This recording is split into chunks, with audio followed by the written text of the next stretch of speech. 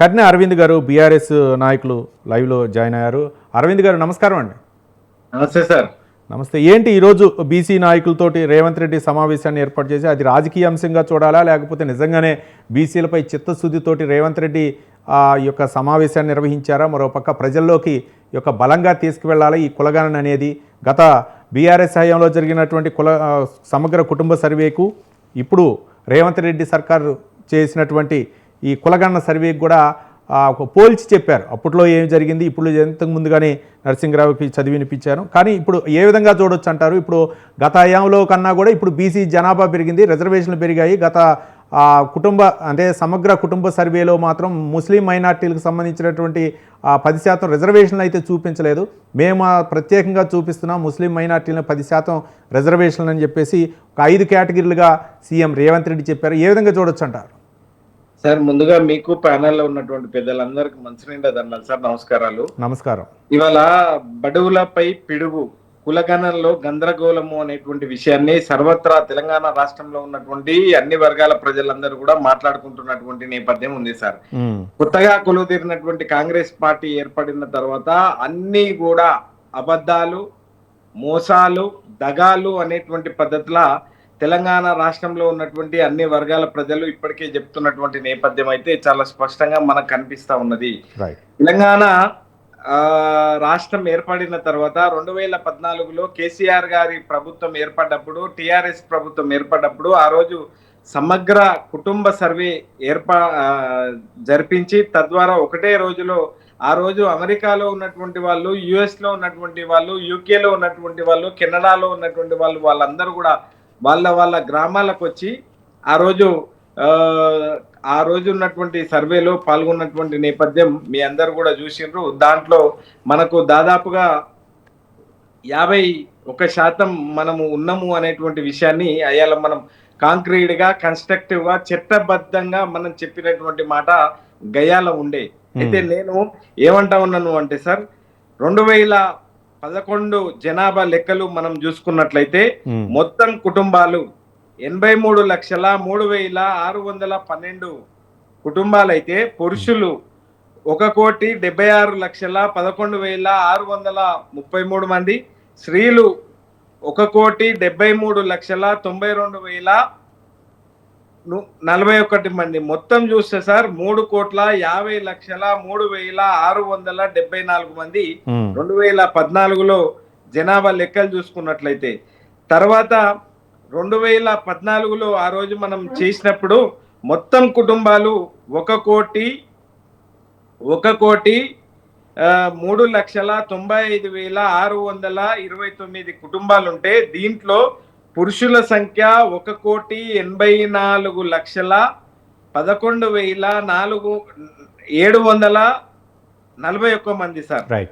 స్త్రీలు, దయచేసి నేనేమంటా ఉన్నాను అంటే, స్త్రీలు సంఖ్య 1,84,05,885 మంది. మొత్తంగా చూసుకున్నట్లయితే 2014లో 3,68,76,544 మంది అయ్యాల ఉండే. అయితే నేనేమంటా ఉన్నాను అంటే, ఇవాళ వీళ్ళు చేసినటువంటి 2024లో ఇంటింటి సర్వే చేసినటువంటి సందర్భంలో మొత్తం కుటుంబాల సంఖ్య 1,15,79,457 మంది.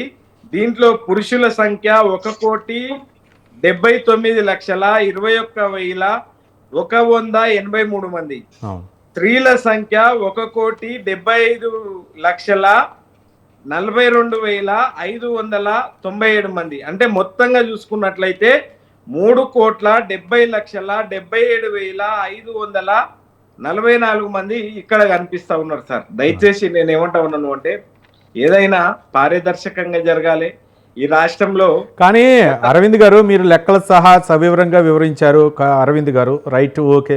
కానీ దానికి శాస్త్రీయ తేదీ అనే విధంగానే ఉంది. ఒక వెబ్సైట్లో పెట్టి లేకపోతే ఒక ఇంటర్నెట్లో పెట్టడం కాదు, దానికి చట్టబద్ధత కల్పించారా, అసెంబ్లీలో పెట్టారా, లేకపోతే అప్పటికి ఇప్పటికంటే లెక్కలకి పొంతన ఉంది, చాలా వ్యత్యాసం ఉందని చెప్పడానికి ఆస్కారం ఉండేది. కానీ ఆ సమగ్ర కుటుంబ సర్వే వివరాలు 10 సంవత్సరాలైనా సరే బీఆర్ఎస్ బయటికి వెల్లడించలేదు. దాన్ని ఏ విధంగా ప్రామాణికంగా తీసుకోవాలనేదే కాంగ్రెస్ నాయకుల ప్రశ్న. ఎలా స్పందిస్తారు అరవింద్ గారు?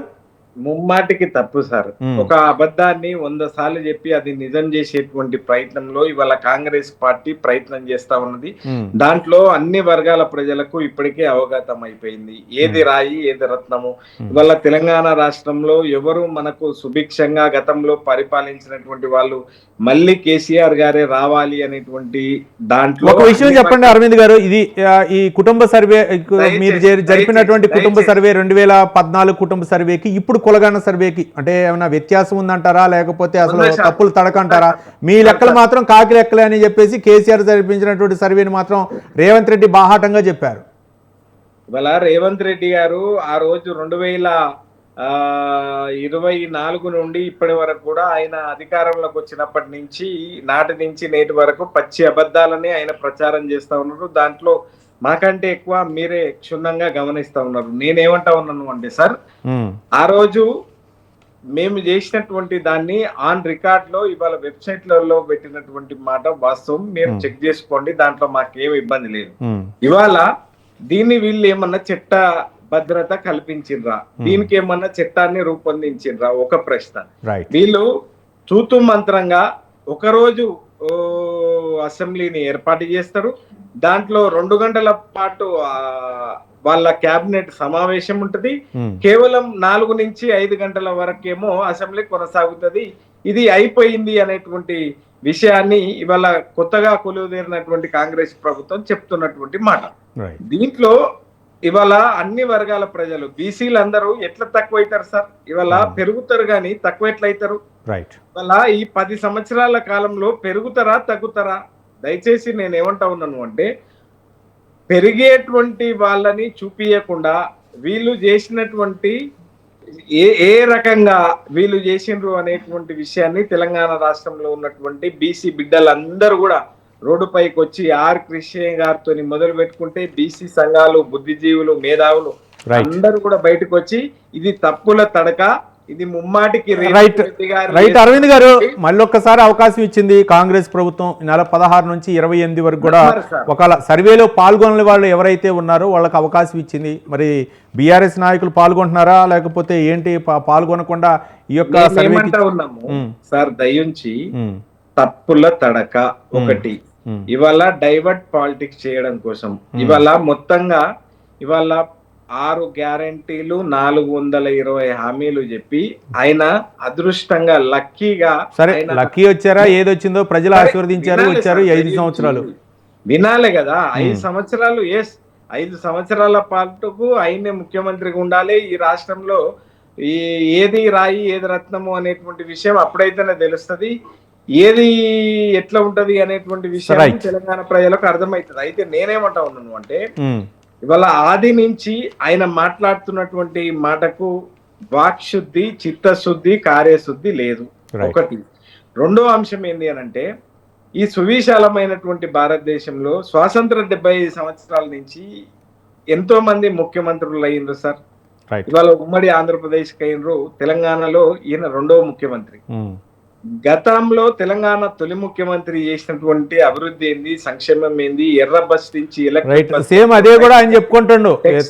2వ ముఖ్యమంత్రిగా ఏ ముఖ్యమంత్రి కూడా దేశంలో సాహసోపేత నిర్ణయం చేయలేదు, నాకు ఆ యొక్క నిర్ణయం తీసుకునేటటువంటి భాగ్యం నాకు కలిగింది అని చెప్పేసి రేవంత్ రెడ్డి చెప్తున్నాడు.